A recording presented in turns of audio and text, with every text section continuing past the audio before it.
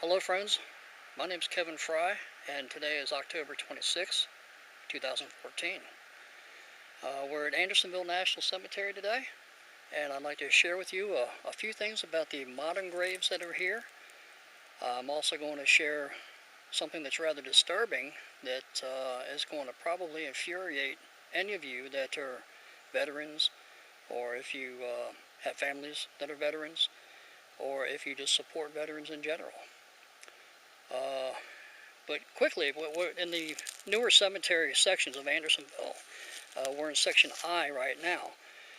And Andersonville being relatively small in size, one thing that they do is they bury spouses together, just because of space reasons.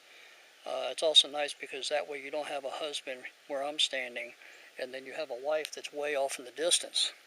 So when the first one passes, what they do is they put a double deep vault in the ground, and when the second spouse passes, they simply open the vault up and inter the second one, and then they replace the headstone with a new one that has the information of the veteran on one side and the spouse on the other side. An example of that is, we'll look at, we'll come over here to Thomas R. Berlin.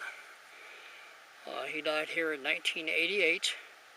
Excuse me, he died in 1988, was buried here, of course.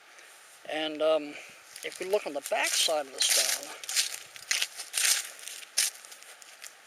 and this is grave number I, section I, grave number 1634. And we'll see where his spouse, his wife, is buried here, Shirley May Berlin, who died in 2009. And this was the case here, is that they had a double deep vault, and as the second one was buried, she was buried along with her husband in the same grave. Now, this has been common here for about 40 to 45, 50 years, something of that sort. And this brings us to why I'm really here today. I belong to a group called, our website is called findagrave.com. Great group of people.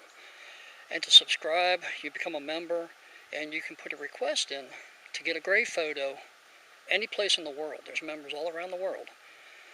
And it's all free, and you build memorial pages for the people that you're trying to honor.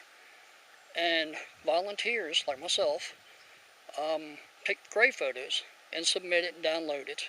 That way they have a grave photo on their memorial page. Well, about a week and a half ago, I got a request for a veteran that's buried here at Andersonville National Cemetery by the name of James Harland Fraley. And the request showed that he was in grave section I, 1633. Now, I have a copy of the park database here at Andersonville National Cemetery.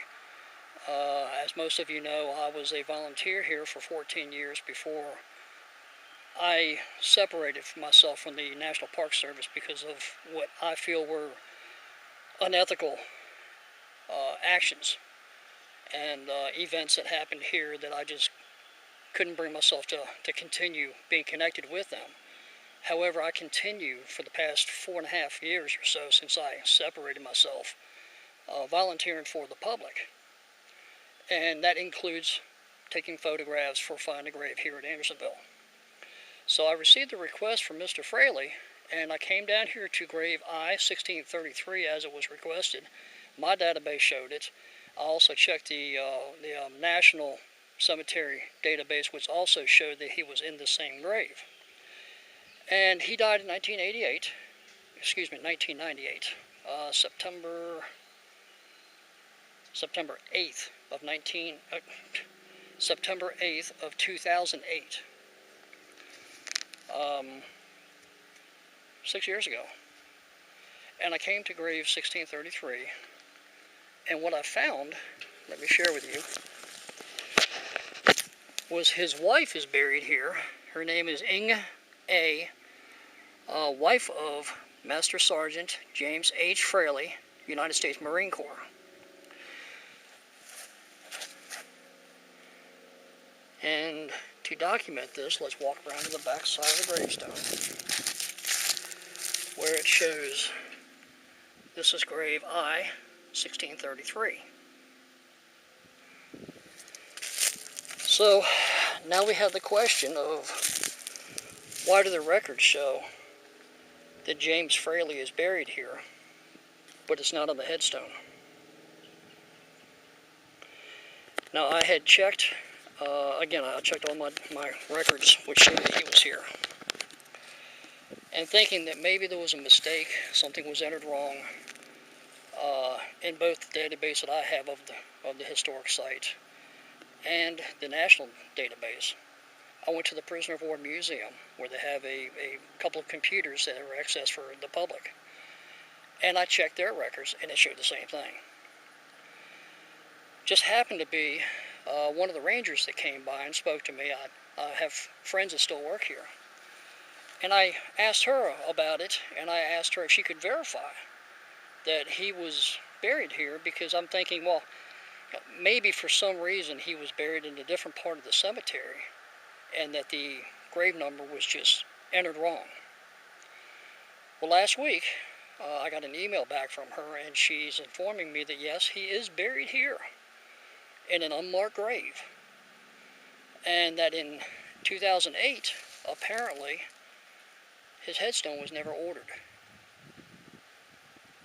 The norm is immediately they pull the headstone up after a spouse has already been buried here, and they order a new one with the information on both sides of the headstone. That was not the case. He was buried. The headstone that had her name on it remains. And his death was, as far as I'm concerned, was overlooked. Now, the ranger that was kind enough to help me, I'm sure will probably hear a lot of flack because of her helping me. But she told me that the new stone has been ordered, which I'll document. I'll come down here every week or so and verify when it is documented. And I'll put the new stone photo on Find a Grave. But that's all been taken, but that's unacceptable. You know, having his grave marked is wonderful. It's taken care of.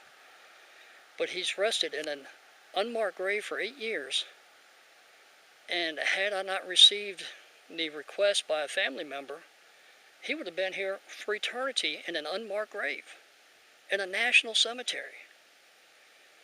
And then I started thinking, this mistake was made. Unacceptable. How many others could be out here buried with their loved ones in an unmarked grave because of an oversight? You know, there should be some sort of a follow-up process. It's just a complete failure. The cemetery administrator that's here now has been doing this since 2006. According to her Facebook, she has been over the cemetery since 2006, and that's 2 years that she had done it. Now, what a ridiculous mistake to make. To see that many here that could possibly be in unmarked graves is, to me, unacceptable. Any veteran should be furious. Now, people have asked me, since I've been what I think retaliated against for so many years here at the park, why do I continue doing what I do? This is why.